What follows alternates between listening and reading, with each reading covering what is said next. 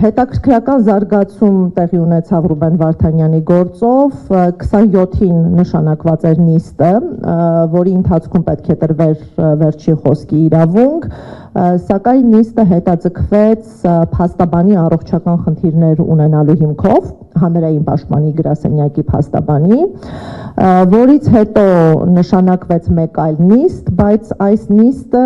հետաձգվեց անհեթեթ պատճառաբանությամբ, որ դատարանը գտնվում է խորհրդակցական սենյակում։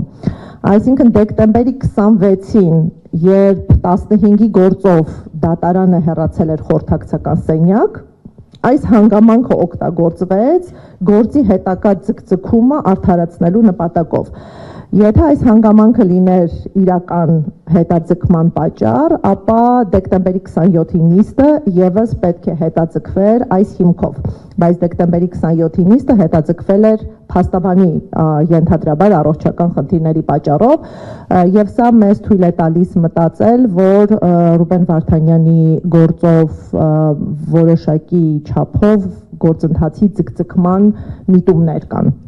Ինչով է դա հիմնական պատճառները, որոնք կարող են լինել դժվար է վերհանելը, սակայն այդ հետաձգման միտումը մեզ համար նկատելի է։ Եվ դատավարության մասով շատ կարևոր է, որ մենք արձանագրենք, գործերը քննվել են ռազմական տրիբունալների կողմից, այդ թվում Ռուբեն Վարդանյանի գործը, որտեղ մենք ունենք մեկ ամբաստանյալ քաղաքացիական անձ, իսկ ռազմական տրիբունալները ընտրվում են սուբյեկտների հիմքով, այսինքն մեղադրյալը պետք է ռազմականացված անձ լինի, որպեսզի կոմպետենտ դատարանը լինի ռազմական դատարանը եւ հետաքրքրական է, որ կալանքի ձևական որոշումների ժամանակ սկզբնական փուլում Ադրբեջանի իրավապահ մարմինները միջնորդությունները ուղարկել են հենց սովորական գործեր քննող դատարան, քաղաքացիական դատարաններ, ուստի հետագայում է որոշում կայացվել գործը փոխանցել ռազմական դատարանին, ինչը մենք մեկնաբանում ենք հենց քաղաքական պատվերի շրջանակներում։ Եթե անդրադառնամ մի շարք այլ թարմնորությունների, նշեմ, որ մարդու իրավունքների եվրոպական դատարանի միջոցով ակնկալվում էր տեղեկություններ այնտեղ պահվող հայերի վիճակի մասին, եւ մենք այս տեղեկությունները պետք է ստանայինք դեռևս 2025 թվականի նոյեմբեր ամսին, նոյեմբերի 4-ին, Ադրբեջանի կառավարությունը շուրջ 2 անգամ լրացուցիչ ժամանակ խնդրեց դատարանից եւ վերջնաժամկետը հունվարի 8-ն էր։ Կարող եմ հաստատել, որ մենք հունվարի 12-ին ստացել ենք տեղեկություններ, որոնք 16-ի առնչությամբ պարունակում են տվյալներ նրանց առողջության ընթացքում իրականացված բժշկական զննությունների, գտնվելու վայրի, պահման պայմանների վերաբերյալ, կից ներկայացվել են որոշ լուսանկարներ, թե խցերի եւ թե անձանց վիճակի առումով,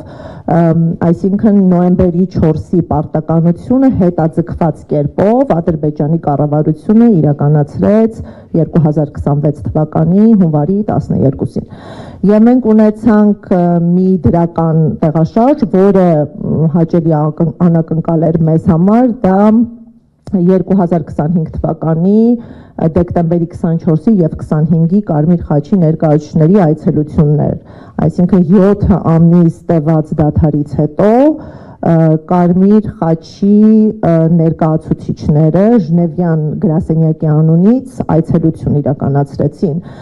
բայց ուզում եմ հստակեցնել, որ սա ad hoc մեկանգամյա փոխհամաձայնեցված այցելություն էր եւ այն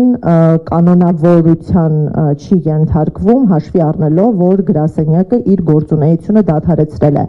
բայց մենք չենք բացառում, որ նոր համաձայնությունների ձեռքբերման պայմաններում այս այցելությունները կրկնվող լինեն։ Ինչ հաճախականությամբ չենք կարող կանխատեսել, բայց դրա հնարավորությունը չենք բացառում։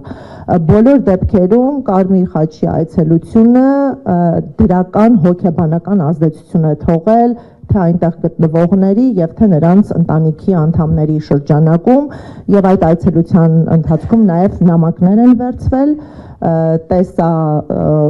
գրություններ են վերցվել, որը արդեն այս ամսվա ընթացքում փոխանցվել է ընտանիքի անդամներին։ Մենք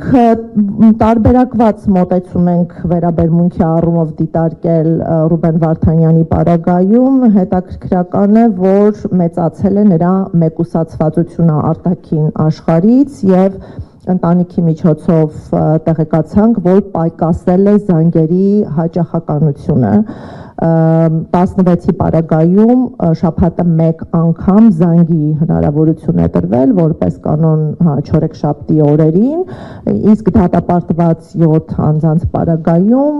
4-ից 6 շաբաթը մեկ պարբերականությամբ, հիմա Ռուբեն Վարդանյանի պարագայում այս մեկ շաբաթյա պարբերականությունը պահպանված չէ եւ ինչ-ինչ պատճառներով նա մեկուսացվում է, նրա դատական գործընթացը ձգձգվում է եւ նա զրկվում է վերջին խոսքը արտահայտելու հնարավորությունից։